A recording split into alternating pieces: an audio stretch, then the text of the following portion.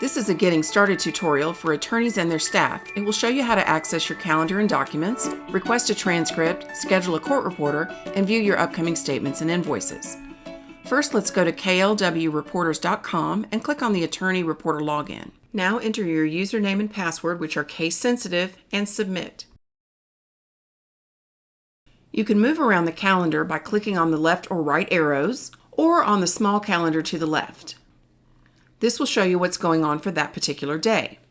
You can then view the calendar by the day, the week, which is a list form, or by the month. If you choose the month, just hover over the job to see the details for that particular job. To return to today's date, click here on Today Is. To view the details of a specific job, click on the hyperlink for that particular job and it will open up the main job screen. Here you'll find any documents that you've been given access to by your court reporting agency. If you find one, you can click the hyperlink and download it, or download multiple files into a zip file.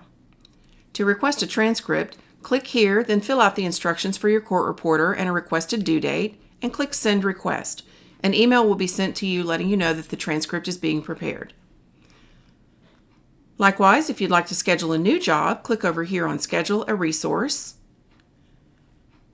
Fill out the form, including some drop-down information, upload your notice if you like, and click Submit Request. The job will appear on your calendar in bright red until the agency has accepted the job.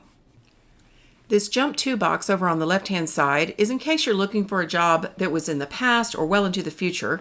You don't want to scroll through the whole calendar, so just enter your date and the arrow. It'll take you straight to that day. Click the hyperlink for that job and do whatever you need to do, download your documents, and then go back to Today Is to get right back to today. By the way, if your reporter offers tracking, it will appear right here on the job for UPS, FedEx, and USPS. Those are currently the only ones being tracked.